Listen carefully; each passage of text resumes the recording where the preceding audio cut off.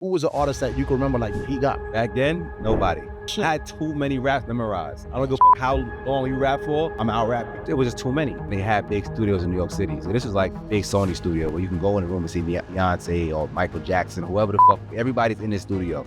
Lil Wayne, the biggest artists in the world, they're in the studio. So you're paying top fucking dollars. That story you just said right now, independent or major? A good deal where it's structured properly and you get to get that fame and notoriety, that's worth it. What have you done since you acknowledge that I haven't dealt with it yet? Like, are you taking steps to be able to get that pillow off your back, so to speak? Yeah, I feel like I was taking steps. I made a lot of mistakes, hurt a lot of people. While you was going to school, you was still doing street shit. I didn't have father figure. You have hip hop, you got videos, you got TV. I'm learning how to be a man from the streets. I learned how to tie a tie on YouTube.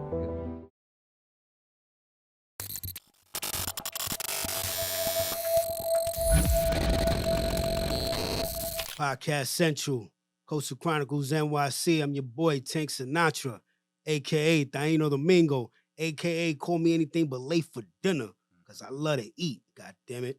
Got my brother with me to the left, the activation king of NYC, Dren Star. Talk to me, baby. What's good, what's good, what's good? We back with another one, you know what I'm saying? We ain't playing, we ain't taking no shortcuts. We working hard for this.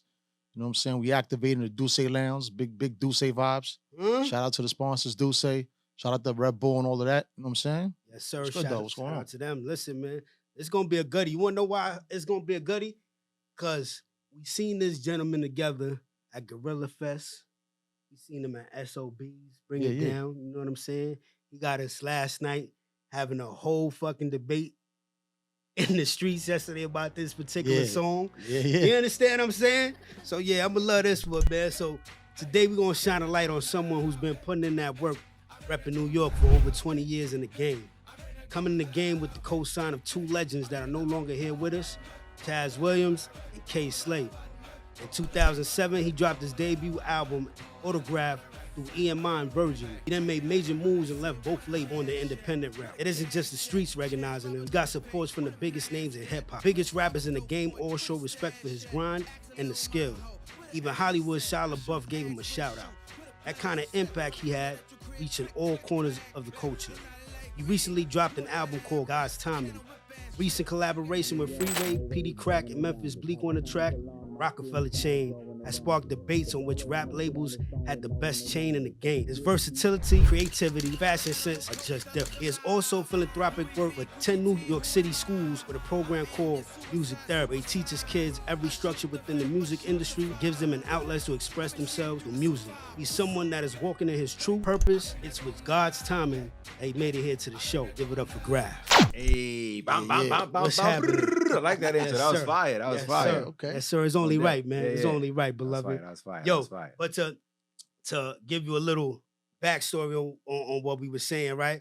So yesterday, we outside, we left, because this is something that I always have a debate with, right? About which crew or which label had the best chain. Okay. You know what I'm saying? Okay. So with your song, Rockefeller Chain, right? We went to the streets. So first of all, I'm gonna just go, sir, your top 5. I told you, man. I got the top 2. Matter of fact, hold on. Matter of fact, I already know. Graph, I already know what you're going to say is number 1. Give me your top 5. I'm gonna say the rock chain first of all. That's why I said self-explanatory. This the hip hop trophy right here. I done got a Grammy on my neck. Nigga. Okay. I told you. But I never even thought about that question. That's a good one. Top Bro, chains in the label and the game. Let me think. yeah, this is the type of shit I like. You know what's crazy? I was gonna make a charm bracelet with all the classic hip hop labels on there. I was gonna put Rough Riders on there, of course the Rockefeller on there. I was gonna put Death Row on there. I was gonna put Bad Boy on there. We ain't gonna talk about Homeboy, but with Bad Boy on there. Damn, Dipset was gonna be on there. Yeah, but Bad Boy ain't got no chain, though. Yes, Nah, they do. They got a Yeah, logo. they got the logo. They got a logo. They don't got a chain. He made a chain out of that shit. They made a chain out of Yeah, it. I ain't never seen no artist wearing that shit. Now they had them shit. Yeah. I'm just saying, I seen them wearing Jesus pieces, but this is your show. Yeah, Do what you well, do, I mean, brother. I know they had a logo. The logo, Yeah, Yeah, the yeah. logo, of course. And then- Made by and a then- Harlem and- nigga. and then yeah, I- shout I- out to Ferg. And then I was gonna put the Black Hand one on there. Gotta represent Rest the in hand. peace, Yeah, Chaz. rest in peace, Chaz. I'm still gonna make a black hand chain now. Represent Chaz. Word to mother. So I'm gonna have. I'll be wearing this one, and then my label's called Team Main Dope Gang. I'll be having my shit on. I'm gonna make a black hand one. They all take precedence in my career and in my heart in some type of way. So I rep that. I might still make that charm bracelet. I'd be tough though. Imagine this shit just logos swinging together. Somebody go ahead and try to jack me. Don't try to jack me, nigga. Like the Louis Vuitton, the Louis Vuitton joint, right? Yeah, like that. But just with the logos, like with like the logos, instead of links, yeah. Dipset joint, fucking Rough Riders joint. That shit'd be hard. Niggas iced out. Niggas be like, that's fire. It's different. Yeah. Jeff Hamilton made a jacket like that. He gave it to Khaled. All the labels on it, all the label patches. That's fire. It's hard. That's fire. Word. Either it's gonna be mad fire or mad ugly. I haven't decided yet. The idea is just something to think about. That shit different, bro. And the way you dress anyway is different. Yeah, you know what I'm saying? But to me, before we get any further to your show, it's Death Row, Dipset, The Rock, that Tank, and it's between. Oh, that Tank was hard too. Yeah, facts. Okay. No Limit shit was hard. Limit joint. Okay. Yeah. And my fifth one is the toss between Rough Rider and Cash Money. So yeah, I like that Rough Rider shit hard, nigga. Cash Money too, though. That's what I'm trying to tell you. Those my top five. So that's a debate. What's your top five? Let me hear it real quick. Before we get into my top five is hard, man. I mean, obviously the Rock piece. You know what I'm saying? Grammy. Yo, yeah, that Big Pun Tombstone was the illest one ever. Ooh, okay. That Tombstone Big Pun piece. You know what I'm saying? Like that was that. He set the tone with that. Like that was different. Yeah, I ain't mad. Dipset logo's fire. You know what I'm saying? They got the two guns, you know what I'm saying?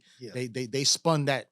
They spun that logo crazy. Yeah, they did. You know what I'm saying? So spam. They freaked that. Of course that Rough Rider piece is hard. Tough. You know what I'm saying? Yeah, I'm stuck right there at 4. You know what I'm saying? I ain't mad. It's all right, man. Listen. But yo, Grafh, talk to my people, man. Give them the start of Grafh, man, from when you was a youngin', how you grew up, where you grew up.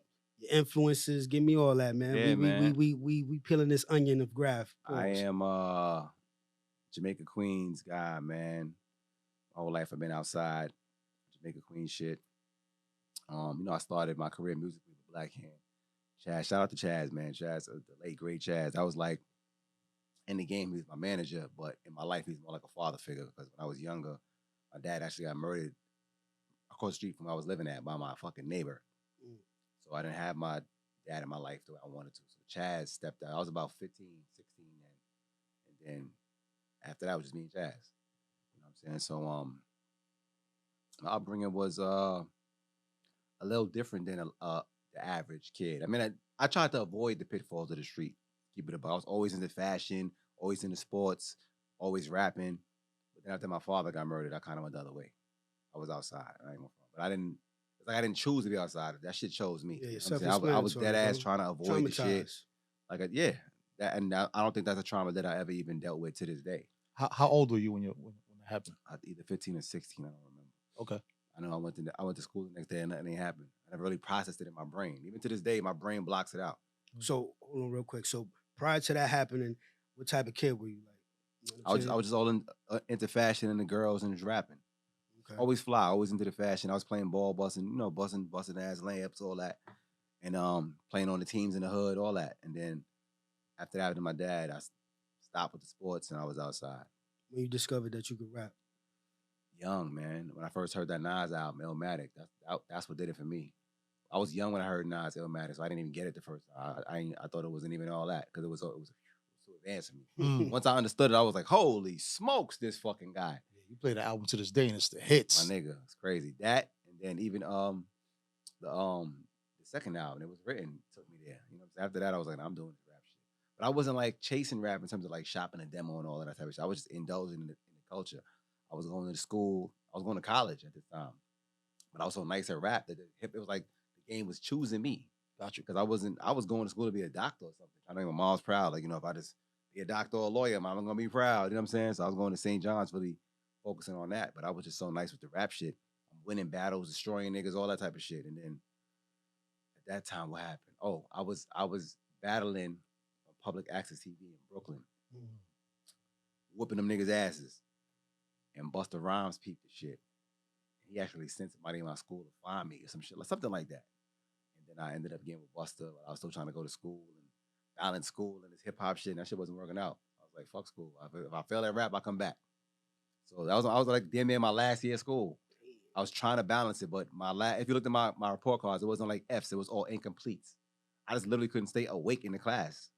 Trying to do music and school. Yeah, you up late at night. You up late at night and shit like yeah, that. it wasn't enough hours in the day to do both at that time. You know what I'm saying? Because I was on the road and writing in the studio and all of this shit. I'm still young. That time I'm like in the hood and kind of wild. You know what I'm saying? Like I'm just doing whatever I wanted to do. So it was no real structure in my brain. I felt, when you're young, you feel invincible. Mm-hmm. I call it the never been punched in the face for syndrome. You don't know shit is real till they get real. I remember being in literal shootouts, feeling like I can't get hit. Like I'm leaning out the car like it's pow, pow, pow. Like, niggas are shooting back, but I feel like you can't get hit at this age. You don't understand what danger looks like. So I was just doing whatever.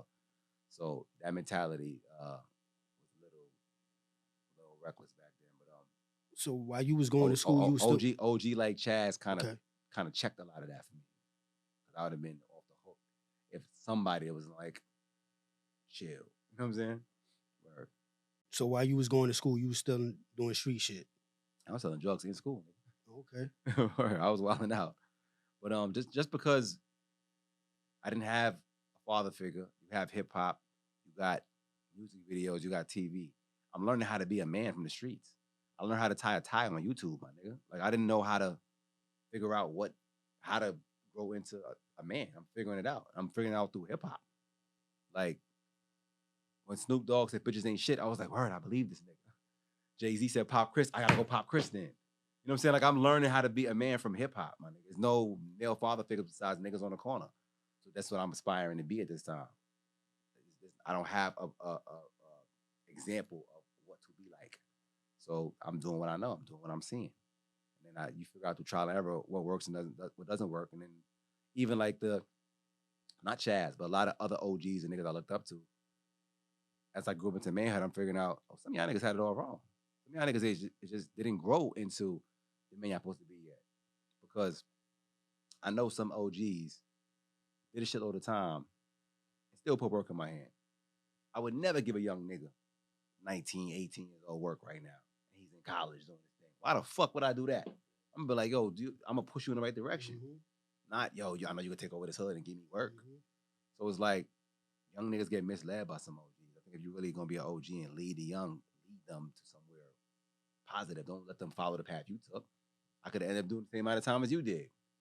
Facts. I'm like, when I look back, I'm like, damn, a lot of older niggas I respected gave me guns, gave me coke, gave me weed. I'm like, wow, I'm in college. I'm trying to be a doctor. I'm like, the fuck? When I think back at this age, though, back then I'm thinking, this is cool. What you're supposed to do? Mm-hmm. Nah. They can't see that vision. Nah. You know what I'm saying? Because first of all, it's like a cycle. Mm-hmm. See what I'm saying? So when it comes to a point like, if you was a ball player, though, I bet you they'd be like, get your ass up out of here. Right. You know what I'm saying? Go fucking practice your jump shot or go lift some weights for football that's practice. What kids need, you see what I'm saying? But a nigga seeing somebody talking about you gonna be a doctor, nigga, take this pack. You know what I'm saying? It's not really in their brain like, right. Listen, this is something that could get him out the hood. But ain't it fucked up in our culture that we don't celebrate education? We don't celebrate that. Hell no. Nigga come home from jail, you get a party. You come home from college, it's like, that's cool. Yeah. They really think about it like that. You have at the time? Too little to even talk about. I don't even talk about it. Okay. It don't count to me. So after Bus, you got the invitation to meet Bus. You met Bus first or Chaz first? Nah, I met Chaz when I was a kid. I met Buster when I was like 19. As far as with the music, you know what I'm saying? Like, with the music, Buster first. Yeah, Buster first. Chaz was just more like father figure. He wasn't talking about music. By the time he even found out I was rapping like that, he was like, Grafh, same nigga? Phil, my name Phil. Grafh and Phil, the same nigga? Like, it was different. Word. So it was Buster first with the music. So he tried to get you a part of the label. He tried to cultivate you. He's a mentor. Like, what was Buster? At that time, Buster was trying to cultivate me to be like a rapper and have a career. But I was so high-headed, I ended up having a fist fight with the nigga rather than taking his advice. Me and Buster ended up fighting. No way. Young, dead ass serious. I came up there one time because at this time I don't understand how the industry works. I'm 18 fresh out the hood. I'm Jamaican Queens nigga. I don't know about this industry shit. So I think I called the nigga one time. He didn't pick up the phone. So, but he was like, "Yo, come through anytime." I took that literal. So I pulled up. He like, why you here for? I'm like, because you said come to any time. Nigga, I'm here. He said, yeah, but he said, but you was calling, I wasn't picking up. Yeah, I said, yeah, that's why I popped up, nigga, because you wasn't answering. But he was saying, nigga, I wasn't answering because I'm saying today's not a good day. I'm like, I couldn't register that. I'm like, what? So I'm not really registering what the fuck he mean by that. So then the way I'm talking to him, he not feeling that shit. So now he talking me back. He was kind of being aggressive. So he like close to my face like this when he's talking. All I'm seeing is red. So I'm like, I can't make eye contact because I'm going to swing. But I'm in his studio with his security. If I swing, I'm going to die. It's like, imagine a room like this. The door's there. We here. They come here. I'm going to be kicked around like a soccer ball. You're not going to survive this. And I'm a kid, nigga. I'm fucking 18. And I'm looking to the side. I'm like, I need 5 feet. I'm saying this. I need 5 feet. He not moving. He's still talking here. I'm like, I need 5 feet. He not moving. I said, fuck it, let's go outside. And he came outside, nigga. We got it on. Oh, that's crazy. That's a crazy story. Yeah, he got it on. He was like, what? He got it on. Because security came and he was like, nah, I got this. When they came up, because he was like, pop off right now. I was like, nigga, I'm going to die pop off right now. Them niggas is gorillas. Too much steroids. Yeah. We're not doing that. 6'5" and better. Word. So, boss kept real low. I said, come outside, nigga. He came outside. I hooked off. He swung back. We got it shaking. I tried to stab him. He broke a bottle. Shit got crazy. Oh, that shit got real crazy. Yeah, I was a little... But that's why me and Bus so close now, because he be like, this nigga here is crazy. But I grew up, though. That's how it always go, though. It happens like that. That's how it always go. You know, once you shake with a dude, next thing you know, that be your best friend for life. Yeah, Bus my nigga. Now Bus the big bro, for real. You know what I'm saying? But back then, I was like, fuck it. But I only understood how to solve violence with violence then. I'm out the hood. Like, I know in my mind, to solve violence, you need more of it. I don't understand nothing. They had that male guidance. But he was trying to reason with me. The first thing he was saying, he's like, you came through here on some gangster shit. I'm trying to school you on some business shit. And my response, you can't teach me shit, nigga. That was my response instead of, oh, yeah, that makes sense. What he was saying makes sense. When I thought about it later in life, I'm like, because he said that, I remember that as a quote. He's like, you coming in here on some gangster shit. I'm trying to school you on some business shit. And the word school you was like a trigger to me. I'm like, school me? I'm like, he way older than you. And he know what the fuck he's saying. You a kid. He should be trying to school you. But for some reason, I took it offensively. And not just flew off the handle. He ain't back down. He's like, all right, we going outside then, nigga. We got it on. Word. Us ain't no little nigga neither, so I definitely. It's when he was, you know what I mean? But I was high-headed then, man. Word. What was your when you was getting on and you was doing the music shit and you started taking serious, what was your first biggest cosign, like feature co? First one? Damn, what was the first cosign? I don't fucking remember what the first one was. Well, K Slade was the first major cosign. He put me in the game. Shout out to the late, great K Slade, because without him, I would have still made it. I'm so determined just in life. Whatever I'm gonna do it. But he put me in the game. Period. Ain't no ifs, ands, buts about it. K Slade put Grafh on. So, you know so he played your records for free. Yeah, he was the only one that played it all because it was just hot. Every other DJ was like, "Can you do a record with this guy or pay all this shit?" It's politics. Yeah. Like, what? I just know I'm hot, nigga. I'm like, what? I didn't understand that paler shit. I didn't get the business at all. I just know I'm hot. I will destroy whatever rap you put in front of me. I get that. That's all I understood. And that's why I respect niggas like Clark Kent. Shout out to Clark, man. Legend. I'm praying for my nigga Clark too.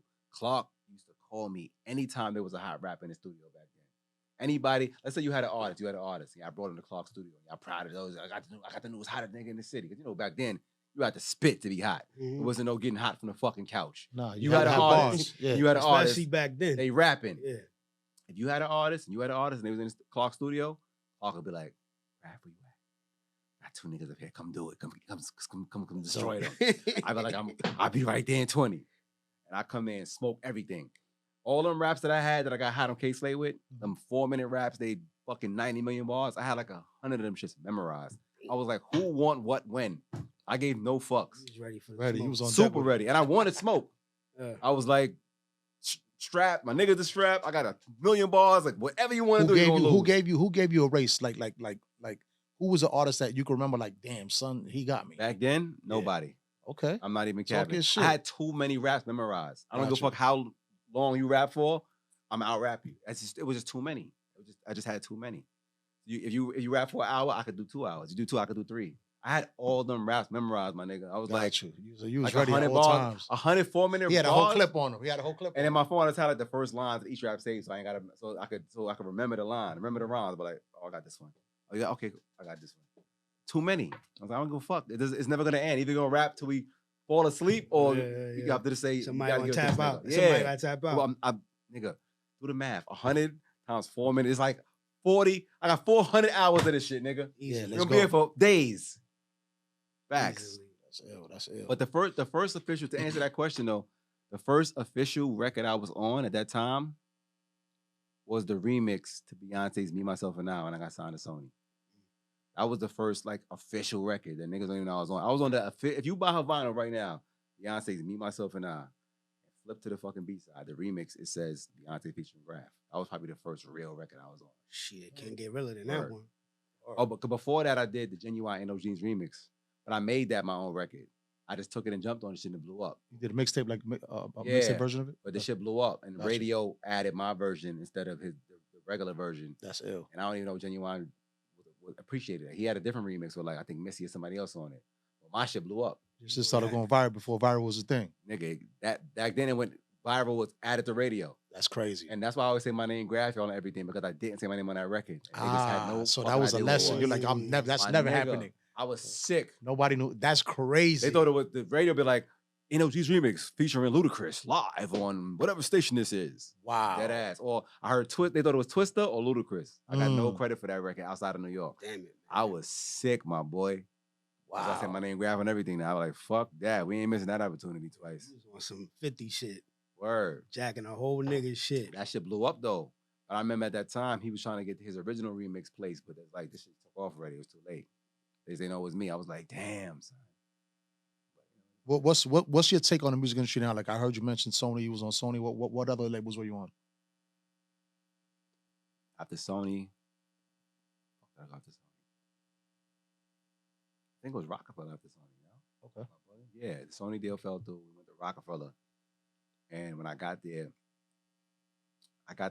right when Jay and Dame was breaking up, so I didn't get a chance to go on the tours and do an album with them niggas and all the dream come true shit. I didn't get that. Got it. But I went to London and met everybody, and we did like a show out there. So that was an amazing experience. My first time in London, I was crazy. I had a blast. And then, pardon me, I came back. I did like 5 songs, and then right after that, Jay and Dame had their differences. I never got that shot back then. So I didn't get the chain, the album, none of that. So you got caught up in that little web that was going on. Yeah, and then the business structure of the label dissolved, and I was signed directly to Def Jam after that. And then we still roll with Dame out of loyalty. Dame did the deal. Jay at that time, Jay didn't bring us there. I was with Chaz and Blackie, and Dame brought us there. Okay. So loyalty. It was me and Kanye at that time. Me and Kanye got to the Rock at the same time, and Dame signed both of us. Kanye went with Jay. We went with Dame. Gotcha. That was the right thing to do. Was the right thing to do. And yeah, that was it, man. And then Jay took the presidency at Def Jam, and him and Jay still didn't work out their differences, so that didn't work out either. And that was it. We just kept grinding. I think after that I was independent. Then I just did different deals, and I learned the value of being independent. After that deal, the Rockefeller deal, when I got that check, I bought my own studio equipment, bought my own cameras, I paid my mortgage. Like I was like, let me establish myself as an independent artist. And I had an engineer at that time. I bought a big ass house. I moved it in my crib. I turned one of the bedrooms into a studio. My engineer was like, fuck, I said, live here, nigga, fuck it. I come home from the club drunk 3 a.m. We making a record. Wake up, nigga, let's cook. It was like that. And I was always a workaholic. Always had this work ethic of get it on my own. I'm not use Pro Tools. Let's keep my motherfucking self. Let's go. Fire. So those are key notes. Like you invested in yourself. I had to. But I learned the hard way because like at Sony, nigga, when I say I learned the hard way, I had like a $500,000 budget. By the time I got to meet Timberland, and I was trying to buy beat from Timberland, back then niggas beats was stupid. 300,000 better. Yeah, so I think it was like 80 bands for a beat. And I was trying to get it. It was like, you had no more money in your budget. I was like, how? I got $500,000. Like, it's all gone. I'm like, on what? When I seen what you spend the money on, I was like, wow. The waters are $10, studio time. Let me tell you how you learn as a new artist and nobody tells you. Talk to them. You'll be in a studio session. This is back then when they had big studios in New York City. So this was like the big Sony studio where you can go in the room and see Beyonce or Michael Jackson, whoever the fuck. Everybody's in this studio. Lil Wayne, the biggest artists in the world, are in the studio. So you're paying top fucking dollars. You got to know what you're doing. I will book a session. I'm writing the records in the studio. So that means you're wasting hours writing. Yep. Then they'll be like, what microphones do you want to use? I don't fucking know. We'll just bring you all of them. Sure. Yeah. You're paying for all that shit. Yep. Which monitors you want to use? I don't know. We'll just bring you all of them. You can test them out. Sure. You're paying for all of that shit. Yeah. Then the execs are in the room with you. They're not teaching you the game. These niggas is ordering the lobster and shrimps. All nigga. that comes out your budget. On your budget, nigga. And you know what's crazy about it? My nigga, I never forget. I remember the A&R ordered the most expensive shit. Offer me some. You want some lobster? I'm like, sure. He buying me food out of my... I know you pay for it. Get what you want, my nigga. I got you. Word, I bet. I'm ordering the most expensive shit. Saw that invoice. My nigga. I never saw the invoice. I didn't know about the business. You learn it then. You're like, oh, I'm paying for this shit. Didn't know that. I'm fucking fresh out of school. I'm learning the business as I go. But it's like, if they had your best interest, they would teach you as an artist. Like, this is out of your money. Like when you know when I started to figure it out? Pardon me. I had a mixer meeting. We had a radio meeting, like I think in another state. And my rep in the hotel, he had the suite and I had a regular room. I'm like, why does he have the suite and I got the regular room? I said, who's paying for this? He's like, it's coming out of your budget. I was like, word? I walked right in there and took a suitcase, put that shit outside, like, fuck out. I'm taking this room. He got the audacity to tell you that. Word. I was like, you got the suite? That's crazy. I got the mini room. I'm passing. I put a suitcase outside and nigga, tell your story walking, my nigga. Tell your story walking, my nigga. That's when I learned it. He was like, yo, you put my bag outside? I was like, yeah, beat it. I'm taking the suite. You bugging, nigga. Like, why would you even buy a suite on my budget? Like, niggas, they do you dirty, bro. So let me ask you this, because... And they do kickbacks and all that. Back then, oh, no, you getting done dirty if you know the business. You just asked this before. But with that story you just said right now, independent or major? I'm always choose independence over major. Unless you get the right deal with a major. Because a record deal, in theory, is just a bad loan. You better get a loan from a bank or get an investor. That's not a good loan. If you know the business and know what to do with your money, go independent. Because you keep all your money. If you understand how the business is structured, the average artist at a major who doesn't know what he's doing, he's probably getting 12 cents off the fucking dollar. You go indie, you getting 90, 80 cents off the dollar. So I sell a portion of the records you sell, and I'm making way more money than you off my own music. But you also got to invest in yourself and spend more money too. The label gonna spend it, but if they spend a rack of money on you to make you famous, you got to recoup all that. Mm-hmm. By the time you see a dollar, and you can't even do the accounting, how they trick you. Yeah, you got to know what you're doing. A good deal where it's structured properly and you get to get that fame and notoriety, that's worth it. Because that fame is going to last a lifetime. You could take that shit and do so much other things with it. Your face card is going to get you way more money than the music if you know how to assimilate and do business. You know what I'm trying to say? So why in 2024 people still want to be a part of majors? The illusion. Yeah. It sounds good. It seems good. But if you just said right now, though. Right. You know you're going to get fucked on this contract. But you might not. I'm saying it depends on your leverage. If you have the leverage to get a good deal, then it makes sense to you. Then it makes sense to you. They give you the right bag, you the right promo, then it makes sense. But it got to be the right deal. Like, bro, this game is so funny. I learned the hard way at every angle of the game. I remember when I didn't have the money to pay for a lawyer, right? And you still need representation. So at this time, when you don't have the money to pay them up front, they'll take a percentage of your deal. With that being said, I had 3 deals on the table. One had a large cash amount attached to it. The other 2 with smaller cash amount to it. But in hindsight, I realized the ones with smaller cash amount to it were way better deals than a big one. Because the lawyer's going to make more money if I sign the biggest deal, he convinced me to sign this one, which is the worst deal in the fucking world. So he could get bread. But that's the deal that's going to make him the most money. So he get bread. Even your lawyer will play you. If you don't know how, if you don't know how to read your own contracts and learn this business and learn business, music business. The word music is this big. The word business is like this. Music business. If you don't learn the business part of this shit, you're gonna lose, bro. Most artists don't even know where their money come from. They have no idea how they make money off music. You gotta learn all that shit, or you're not gonna make money off music. Don't do it as a hobby, or else it will only be a hobby. You gotta make this shit business if you want to change the life of your people. Buy your mama that big house, you gotta learn the business. Word. Yeah, back then it was like the machine was needed, but now with like, I mean, we came from the era where there was no social media, so you had to be in the studio, like you said, those 2-inch reels those are like 2,500 off the rip just to even Facts. record your records and all that. Like you said, a lot of people don't know the mics. You got to pay for the MPC, the producer to bring in the MPC. You got to pay All for that that shit. hourly. You know what I'm saying? The cord, the keyboard, you had to pay for all that. But now with social media, like you could go direct to consumer. Right away. And for nothing. You could control your own destiny, buy your own studio equipment, teach yourself, be your own boss, be independent. That's why so many artists can get hot from the couch. You could really get hot from your house and not even leave and be on fire if you know what you're doing.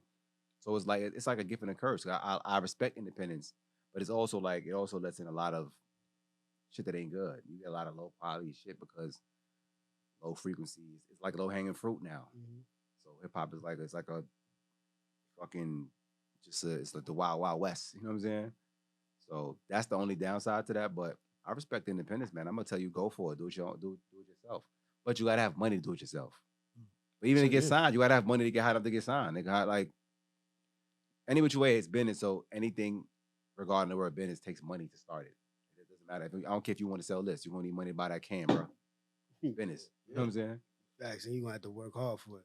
Facts. What's your thoughts on streaming? Because I know a lot of artists now, they're like staying away from the Spotify's, the Apple Music. Like they're just finally figuring it out, putting it out directly themselves without us. Direct to consumer. Yeah, you know what I'm saying? Because that's the It's whole. It's a double-edged sword because streaming they are jerking you. They in terms of what they decide you get paid. But if you know how to, once again, how to work the business, you can find out how you can work it and still get paid. In any arena, you can figure out how to business can benefit you. So even though streaming is jerking you, you can figure out how to maximize your streams and make your money. How to finagle it, yeah. Yeah, there's a will, there's a way, always. But direct to consumer is not gonna be that. Yeah. That's old school shit. If Yeah. I'm selling this for $50 and it cost me $10 to make, I just made 40. You talking about streams and all this other weirdo shit, you can't quantify that. You know what I'm saying? Yeah. The person in charge of the streams is making the building. Like if you go to Spotify, that's $1 billion looking building. You ain't making billions of dollars off the streams though. They are. Facts. You know, bro, the stats, I just heard the stats that Spotify gets 145,000 songs uploaded every day, bro. Crazy. That is wild. Wild. So like, you ever been to that building? It's nuts. Shit looks nuts. Yeah. So it's like they're making money. They're the mafia right now. That's crazy. When I first went there, I was like, wow. Artists are not getting a percentage of this money, are we? Oh, no, we're not. We're pennies. Like, nah. Oh. When I saw this, I'm like, oh, niggas like, how many floors is that shit? Yeah. It goes to the clouds, nigga. It's like literally. Word. I was like, oh, that's where the stream money goes right here. Mm-hmm. And the people that work in the building, they get fucking food sent to them for lunch and all types of shit. Wow. I've been there too. I'm working in the building. I'm like, that shit is. I was like, I will come to work every day. And I see what streaming does. I see it. Yeah, literally. Like, wow. Word. I see it. Yeah. Somebody streams. That shit crazy. Word. But rap influences. Give me your rap influences, because you mentioned something one time, and ever since then it stuck out to me. I'll let you finish first. You go first. Let me see what I said. So you mentioned M and his influences and shit like that. Now it's like, except for like probably 2 songs off God's Timing where I could be like, dang, he switched it up. I didn't even know it was him. But when I hear you spit, you're definitely like, there's M with that cadence, right? And then there's you, and I'm like, I cannot not hear it now. Real. I got compared. I got compared to M.O. career. They used to call me the Black Eminem. So yeah, facts. I took it as a compliment though, because my influence was first Nas, then Jay. I don't know if it was this order, but it was Nas, Jay, Eminem, Royce, Jadakiss, Prodigy. That was That's a mean group. Them guys right there is what created this Grafh guy. That's a mean collective. You'll hear Prodigy lines in my songs to this day. That's my nigga too, man. Shout out to my nigga Prodigy, man. Did you ever get to make a record with P? Yeah. Okay. I made a one-on-one record with P. Oh, dope. All right. And when I did a freestyle on iPhone, he was in the video. Just me and him on the park bench Dolo. Chilling, sipping on some yak or some shit. Fire, yeah. Pull up on me Dolo. I was shooting. I was like, yo, I'm shooting a video for this. He pull up Dolo. Just me and him on the park bench. I'm like, yo, this my nigga P. We outside Dolo. Speaking Crazy of experience. P, right? Rest in peace to him. Indeed. I don't know if he was a part of it, because man, my shit be blurred out. But Chaz came to Downstate one time. want to say it probably was like 2008. He brought some rappers with him to perform. Was you a part of that collective that came through with him? Hell yeah. I was fucking with Chaz. I was on a prison tour my Man, whole this career. was- My whole career we did a prison tour. That's Whole why. career. That's why I was We like, I'm did. trying to remember. I was like, damn, I can't remember if Grafh was there or not. Yeah. Cause El Dorado was with me. Shout out to my nigga El Dorado. Yeah, we yeah, did for we sure. did that. We did Downstate. We did Rikers a million times. We did I fuck with Chaz, man. we did had different jails, man. We did the Max and Matutu Shakur was in Florida. He was at Coleman. Shout out to Matutu Shakur. I'm gonna tell you another story about that. But yeah, Chaz is the realest, man. The realest in the world. I was on a prison tour my whole career messing with Chaz. And we brought mad other rappers on the tour with us. Yeah, that's what I'm saying. Niggas. Yeah, So, yeah. yeah, all that shit, man. That was amazing. I remember when I was in Coleman, that first time I met Matutu Shakur, he gave me so many jewels. He put so many jewels in my mind, I left there with none of them. It was like brain overload. He said so many. I was like, I gotta remember that. I left. I was like, I can't. So about that experience, just meeting them, like how it went down, like it was crazy because it was like this is Tupac's influence, and I got to experience why he was super militant and super smart and his wise, and he gave me so many jewels, and I remember saying I want to remember that, but you can't write it down. There's no I was know. like, I remember that, but it's like an hour of jewels. I left with none. It was just brain overload. So it was just you and him having that conversation, or he was talking to all of y'all? Just me and him. Wow. We were just kicking it. But then, fast forward, when they let him come home, because I was Chaz's cousin, so he was family. When he came home, I was gonna do his documentary. Him and his family. We were gonna do his documentary. First, Nas was gonna do it. Nas stepped up to do it, but then because he was family, I kind of cock blocked Nas on the low. I was like, yo, let me do that. I mean, Nas is the big homie, but let me take a shot. I want to be on the right side of history and really do this shit, man, and I know Nas is busy. He's a busy person. So I'm move a lot faster than he is. Like, I'm gonna start it today. I go hire the camera crew right now. I was hiring every Hollywood person. I called Shia LaBeouf. I called everybody I knew. Like, yo, help me make the documentary. So but he passed away before we get to do it, man. Wow. So shout out to Matula. We had some super dope conversations before he left. He was saying that dude is just amazing. I got a lot of it on tape on my phone, but we didn't get to the potatoes of it. Yeah, nah, we didn't. It's nothing cool enough to post. It's just those are memories I cherish. Just to be able to kick it with Matutu Shakur is crazy. You know what I'm saying? All right, but before we move on, you're not just gonna do a little, I was on the phone with Shia LaBeouf and we just like, fuck you think? Like, ain't nobody hear that? Like, well, ironically, I was on the phone with him today again. Come on, because I'm actually trying to do a movie on my own life. I'm looking at my life like, this shit is a movie. I've been through some shit. So I was calling and picking his brain, like, how do I approach that? Do I hire a writer? Do I record myself talking? How do I approach that? So he just had mad ideas. We busted up about that. Just even his guidance with that. How did y'all meet? Like, how did y'all link up? I met him crazy, man, because I knew he was a fan of the music, because he'd be tapped in. So I'd be tapped in. I rented a space in LA doing a video with Eric Bellinger for the song that I had on the album called Good Energy. And the lady that owned the space was like, hey, I research everybody that rents my space, and I realized that Shia I hope I'm saying his name wrong. I always say LaBeouf. LaBeouf. I'm like, LaBeouf, right? I don't know, but Shia. She was like, I researched who you are, and I realized that Shia is a big fan of yours. I wanted to let you know before you come here that he's filming next door.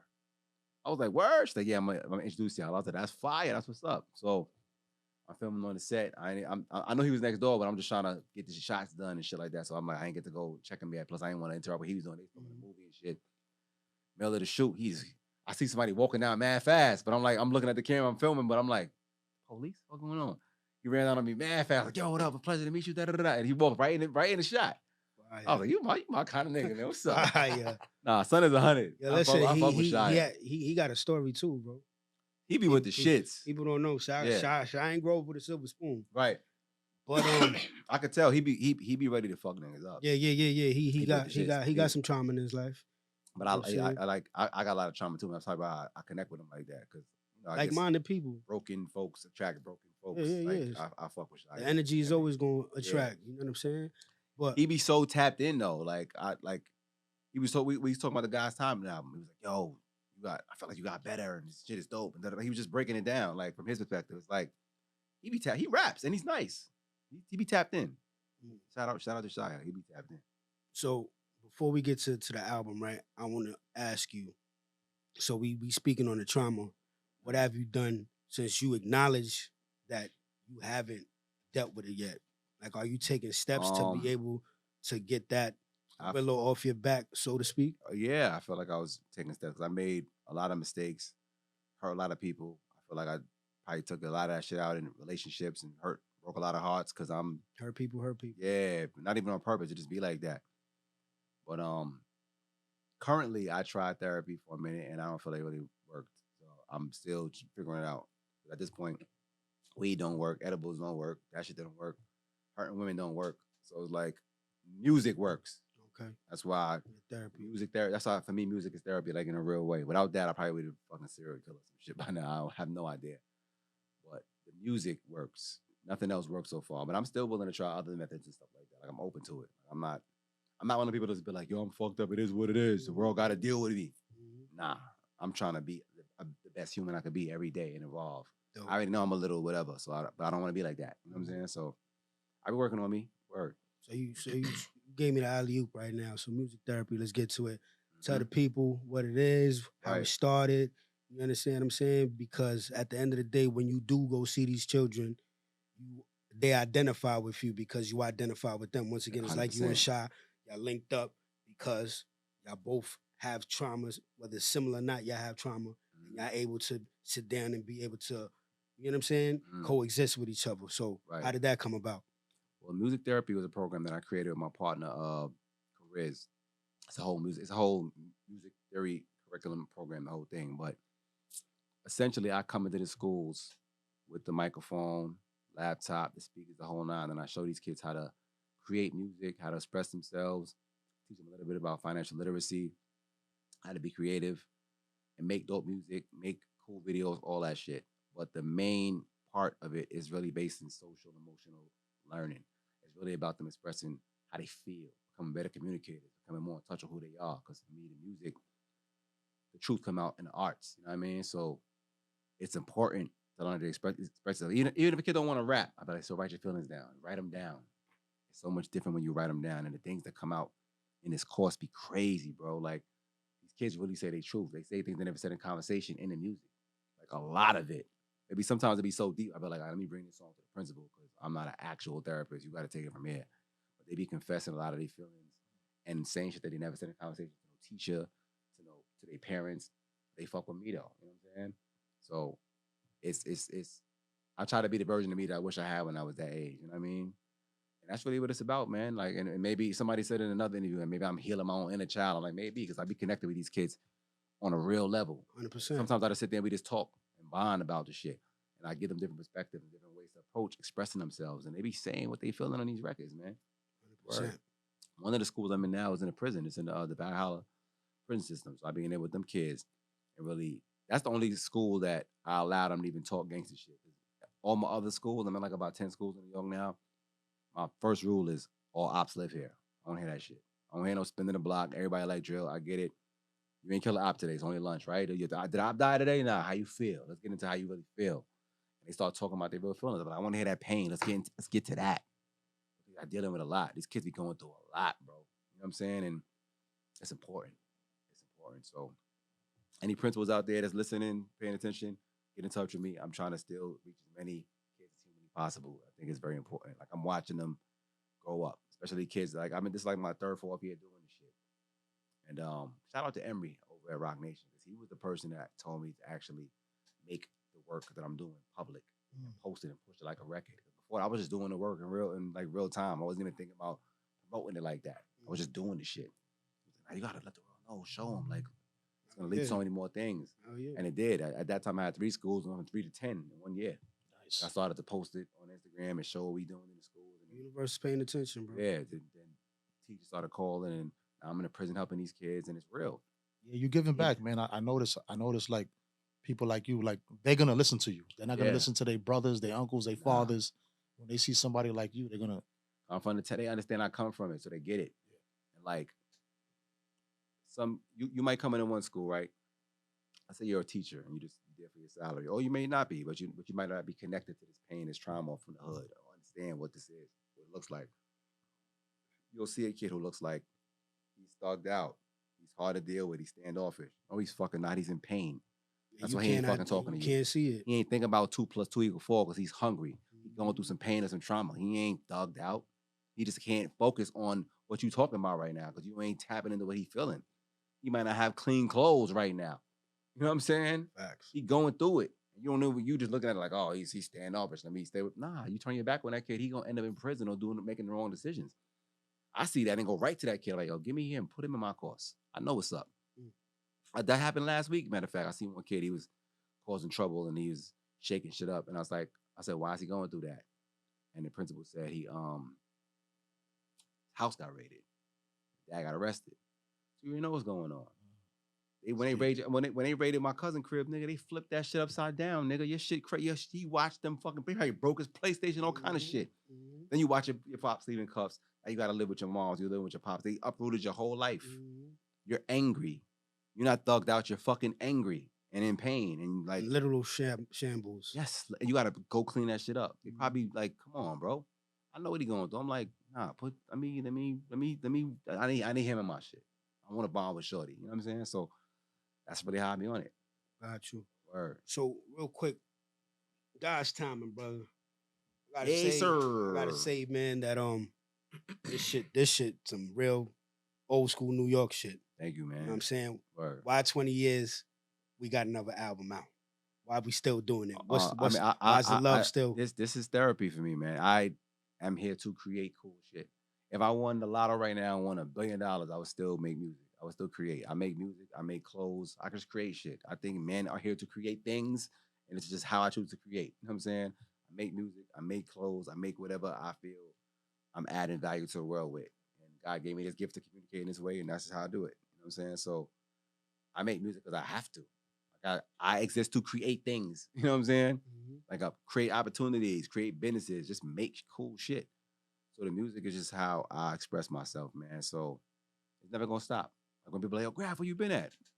Yeah, I've been doing the same shit the whole time. I ain't changed shit. I'm just glad you paying attention. Yo, what'd you change? Nothing. I've been doing this shit the whole time. But now that you're looking, as a matter of fact, you know what music I took off the internet that I'm gonna re-release now because it still sounds like it's brand new. I just said, let me take all this shit down and just focus on the new shit. Then I'm gonna re-release all this other classic shit slowly because it's so much shit. It's gonna be too much for you to consume one time. So just focus on these. I didn't stop shit. I didn't change shit. I'm assuming I'm getting better with time because I'm growing as a human, so the music gonna show the growth. But it's gonna reflect that. Yeah, but I ain't changed nothing though.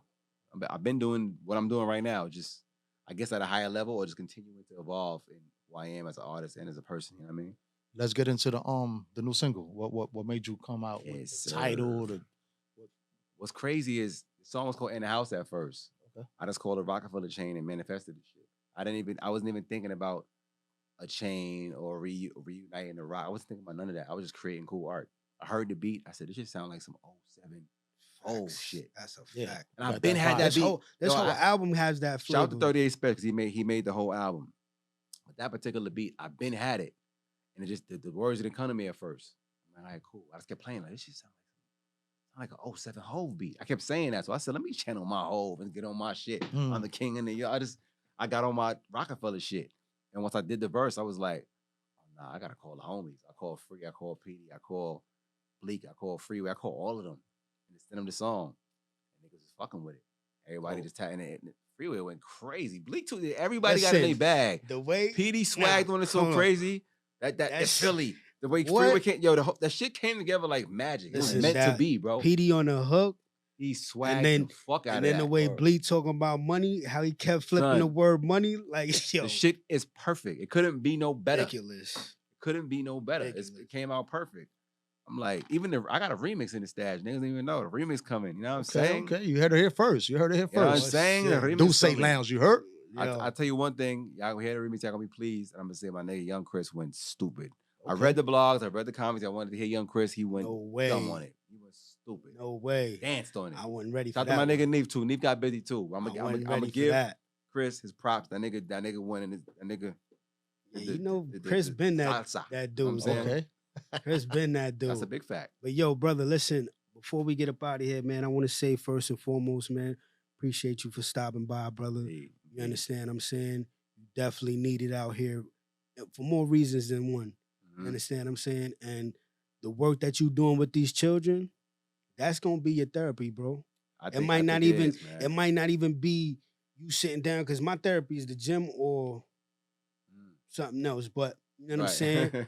I can't sit down and talk to nobody, because at the end of the day, me and you can sit down better and we'll get our trauma out than me sitting with somebody. Like you said, you got the teacher that got the kid right there. Right. Oh, he's acting up. Man, you're not even paying attention or even reading the body language of what's wrong with him. You just automatically going by something that you think in your mind, which is some bullshit. You see what I'm saying, brother? So with that being said, bro, just, you know what I'm saying, keep doing your music, because the album is fire. You know what I'm saying? I don't know which one I like more between Glory, Give Praise. You understand what I'm saying? Or, you know, if I say Straight Shooter, you already know why I'm gonna say Straight Shooter. But yeah, you got that old hip hop shit in there going on, brother. You know what I'm saying? And your performances, fire. Thank you, my nigga. You know what I'm saying? That. So appreciate you, my brother. Get your show suits. Give the people whatever you want to tell them. Let them know. You know what I'm saying? Go to the website, man. artbygraph.com. I don't promote it enough, and that's why I'm glad you said that, because people don't know the covers to all these singles. Those are art pieces that you can actually purchase, hang up in your crib. Like they like the size of this thing. These are big art pieces. I'm actually so the cross with the gun, the guy's time. It's an art piece. Oh, okay. These are all art pieces. Okay. I have like dope photographers. That's Jonah Lucas photographer. My man Theo shot that. But the rest of the artwork is made by my man Misha. He does dope art all over the world. These are art pieces you can collect and buy and hang in your crib. You know what I'm saying? Okay. 36 by 36, big ass art pieces. Fire. Go to Art by Graph. See, we're actually selling art, selling clothes. We're selling culture over here. So that's one. Two, go to Instagram, man. Follow, get in tune, see what's going on with a nigga, man. Grafh, Grafh, man. Fuck with your boy. I'm only selling culture. That is all. Word. God bless, bro. Indeed. Shit, baby. Thank you for coming to Duce Lounge, brother. Appreciate you. Indeed. Bang, bang, bang, bang, bang. Yeah, King.